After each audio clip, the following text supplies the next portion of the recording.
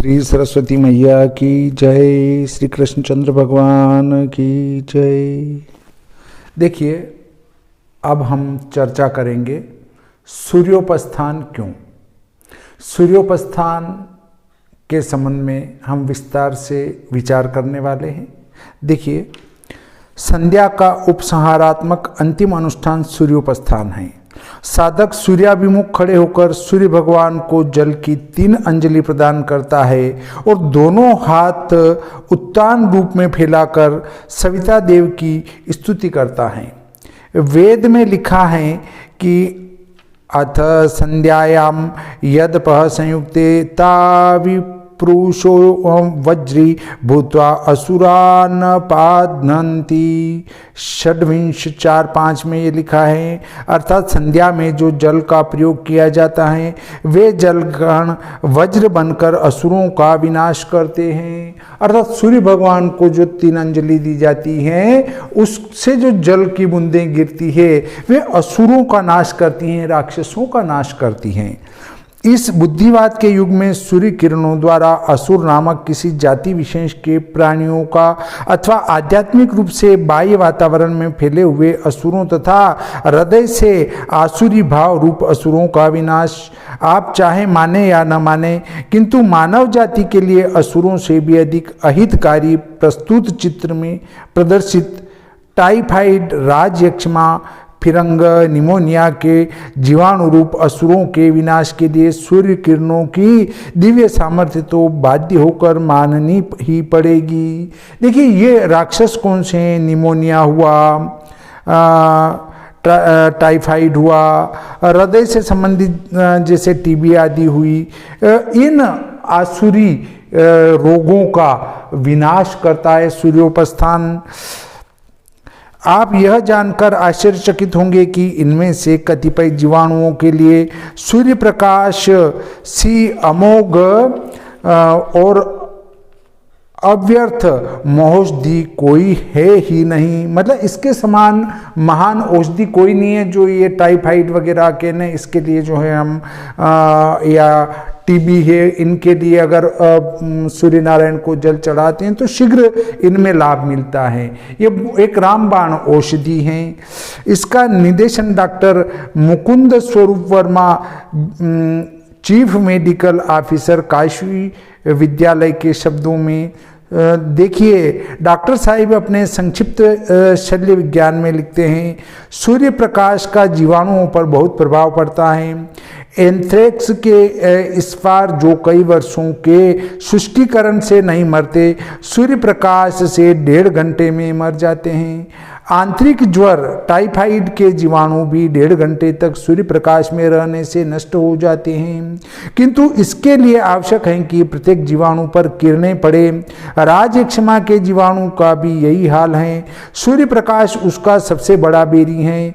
प्रयोगों से मालूम हुआ है कि सूर्य प्रकाश के हरे, बैंगनी और अल्ट्रावायलेट भाग में जीवाणुओं के नाश करने की विशेष शक्ति है। जो नास्तिक लोग कल तक इस विज्ञानपूर्ण वैदिक विधान की कोरी पोप लीला कहकर मखौल उड़ाया करते थे, स्वास्थ्य विज्ञान की नई खोज ने कान पकड़कर आज उन्हीं लोगों को नामांतर और रूपांतर में यही क्रिया करने के लिए बाध्य कर दिया है। पाश्चात्य जगत और उसका अंधा अनुकरण करने वाले भारतीय अब अनेक शारीरिक रोगों के लिए बात नद ठंजी अर्थात खुले बदन सूर्य किरणों में स्नान करने लगे हैं। अमेरिका में तो गर्मी सर्दी सहन करने के लिए सदैव दिगंबर रहने वाला एक संप्रदाय शाही चल पड़ा है, जिसके अनुयायी सहस्रों प्रतिष्ठित व्यक्ति अपने देश के कानून को तोड़कर नाना प्रकार का दंड भुगतते हुए भी अपनी टेक को नहीं छोड़ते हैं। अमुक रंग की बोतल में केवल फिल्टर किया पानी भरकर सूर्य की खुली धूप में रख देना, फिर नियत समय के बाद उस जल को ही अमुक अमुक रोग में रंग के तारतम्य के अनुसार बीमार को औषधि रूप में पिलाना आजकल एक यह भी नई चिकित्सा प्रणाली है। विश्वास किया जाता है कि सूर्य किरणों से स्पष्ट यह जल बोतल के कांच के रंग की विशेषता के अनुसार अमुक अमुक रोगों को दूर करने में औषध सिद्ध होता है।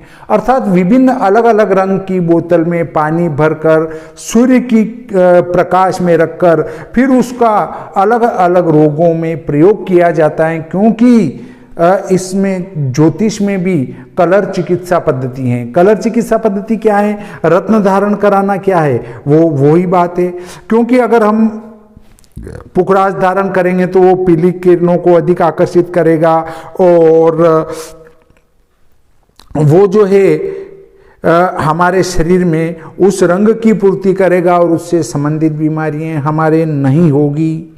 हम सिद्धांत अध्याय के प्रत्यक्ष परोक्षवाद प्रकट में यह सिद्ध कर चुके हैं कि वैदिक विज्ञान के अनुसार समस्त रंगों का मूल स्रोत एकमात्र सूर्य की किरणें ही हैं। सो यदि हम सूर्योपस्थान विधान के प्रकाश में वर्तमान समय के उपयुक्त सूर्य किरण स्नान और सौर जलाभिमर्शन का विश्लेषणात्मक अध्ययन करें तो यह विदित हो जाएगा कि आज का पाश्चात्य जगत अपने जिन उपयुक्त आविष्कारों को अभूतपूर्व और बेजोड़ समझकर फूला नहीं समाता, वस्तुतः वे दोनों आविष्कार हमारे अनंत सहस्राब्दियों से चले आने वाले नित्य कर्म सूर्योपस्थान की छाया मात्र हैं। इन दोनों में यदि कोई अंतर है तो केवल यही है कि जहाँ सूर्योपस्थान असुरभूत अनेक शारीरिक रोगों के दूर करने का वज्र के समान अव्यर्थ साधन होते हुए अदृष्ट फल पुण्यादायक धार्मिक अनुष्ठान भी हैं, वहाँ सूर्य किरण स्नान और सौर जलाभिमर्शन चिकित्सा पद्धतियों में अपूर्ण एक देशीय एवं अंधेरे में चांदमारी के बराबर हैं।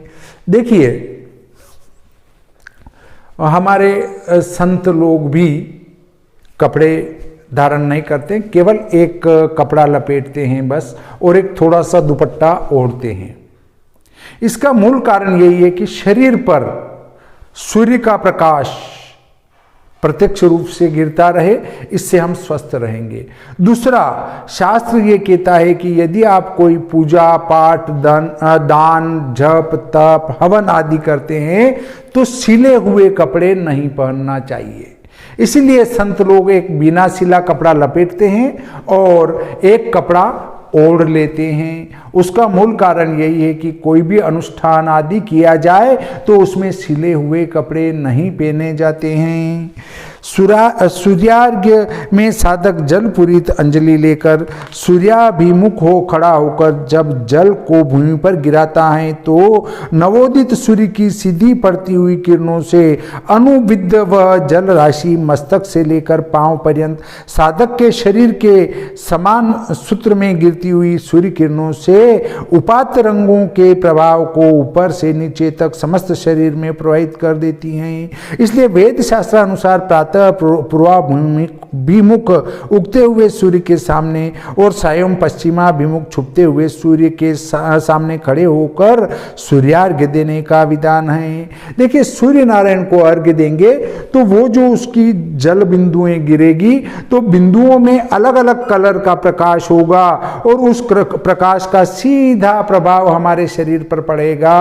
और सूर्य अर्घ्य को देते समय कपड़े धारण नहीं रहते हैं, क्योंकि जब व्यक्ति संध्या करता है तो वो केवल एक गमछा लपेटकर और खुले बदन ही बैठता है और उससे फिर आप जो है सूर्य नारायण को अर्घ्य देंगे तो वो जो बूंदें गिरेगी उन बूंदों से अलग अलग कलर का प्रकाश उत्पन्न होगा और वो सीधा, चूंकि सामने सूर्य है और इधर जो है हमारा जल गिर रहा है तो वो बिंदुओं का प्रकाश सीधा हमसे टकराएगा और हमसे टकराएगा तो हमारे अंदर जिस प्रकाश की जिस रंग की कमी होगी उस रंग की पूर्ति होगी और उस रंग की पूर्ति होने से हम स्वस्थ होंगे।